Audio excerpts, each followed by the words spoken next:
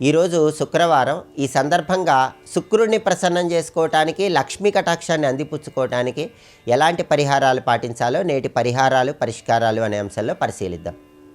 ప్రధానంగా శుక్రవారం రోజు లక్ష్మీ కటాక్షం కలగాలన్నా, శుక్రుడిని ప్రసన్నం చేసుకోవాలన్నా స్నానం చేసే నీటిలో కొద్దిగా పన్నీరు లేదా సెంట్ లేదా కుంకుమ పువ్వు కలుపుకొని ఆ నీళ్లతో స్నానం చేయాలి. అలా చేస్తే శుక్రుడిని సులభంగా ప్రసన్నం చేసుకోవచ్చు.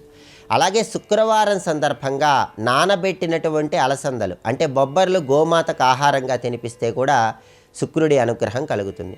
అలాగే మధ్యాహ్నం 1 గంట నుంచి 2 గంటల మధ్య ప్రాంతంలో 1.25 కేజీ అలసందలు తెల్లటి వస్త్రంలో మూటగట్టి ఎవరికైనా దానమిస్తే శుక్రుడిని సులభంగా ప్రసన్నం చేసుకోవచ్చు.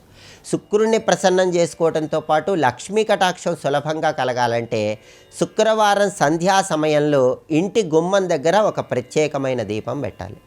ఆ దీపం ఎలా వెలిగించాలంటే శుక్రవారం సాయంత్రం 5 గంటల 15 నిమిషాల నుంచి 5 గంటల 45 నిమిషాల మధ్య ప్రాంతంలో మీ ఇంటి గుమ్మం ముందు ఒక మట్టి ప్రమిదలో ఇంకొక మట్టి ప్రమిద ఉంచి ఆ ప్రమిదలో ఆవు నెయ్యి, నువ్వుల నూనె, కొబ్బరి నూనె, మందార నూనె, సంపంగి నూనె, విప్ప నూనె, మల్లె నూనె, వీటిలో ఏ నూనెలు మీ దగ్గర ఉంటే ఆ నూనెలు పోసి 3 ఒత్తులు విడిగా వేసి దీపాన్ని వెలిగించండి. ఇలా ప్రత్యేకమైనటువంటి నూనెలు ప్రమిదలో పోసి ఒత్తులు వేసి సంధ్యా సమయంలో ఇంటి ముందు భాగంలో దీపాన్ని వెలిగిస్తే శ్రీ మహాలక్ష్మీదేవి సంపూర్ణమైన అనుగ్రహం కలుగుతుంది.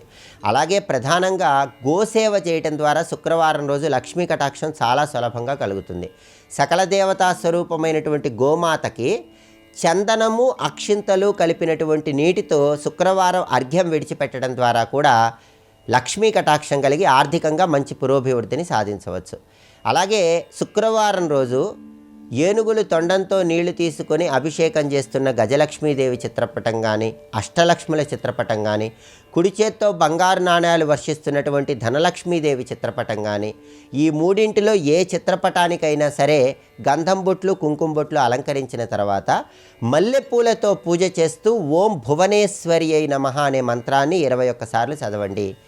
పటిక బెల్లం నైవేద్యంగా సమర్పించండి. దీనివల్ల ఆదాయ మార్గాలు పెరుగుతాయి, వృధా ఖర్చుల తీవ్రతను తగ్గింపజేసుకోవచ్చు, లక్ష్మీ కటాక్షానికి పాత్రలు కావచ్చు.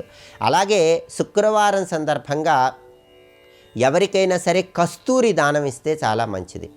కస్తూరి అని ఉంటుంది. ఆ కస్తూరిని ఎక్కడైనా ఎవరికైనా దానం ఇవ్వటం ద్వారా కూడా జాతకంలో ధనస్థానానికి బలం పెరుగుతుంది. దానివల్ల ఆర్థికంగా మంచి పురోభివృద్ధిని సాధించవచ్చు. పేదవారికి శుక్రవారం పాలు పండ్లు పంచిపెట్టడం ద్వారా కూడా లక్ష్మీ కటాక్షానికి ప్రతి ఒక్కరూ సులభంగా పాత్రలు కావచ్చు. అలాగే శుక్రవారం రోజు ఎవరైనా సరే కళారంగంలో విశేషంగా రాణించాలన్నా, కుటుంబ కలహాల తీవ్రతను తగ్గింపజేసుకోవాలన్నా కమలా మహాదేవి చిత్రపటాన్ని మీ గృహంలో ఏర్పాటు చేసుకోండి. ఈ కమలా మహాదేవి చిత్రపటాన్ని గృహంలో శుక్రవారం ఏర్పాటు చేసుకుంటే కళారంగంలో అద్భుతంగా రాణించవచ్చు. అలాగే కుటుంబ కలహాల తీవ్రతను తగ్గింపజేసుకోవచ్చు. ఈ ప్రత్యేకమైన పరిహారాలు పాటించండి. లక్ష్మీ కటాక్షానికి ప్రతి ఒక్కరూ సులభంగా పాత్రలు కండి.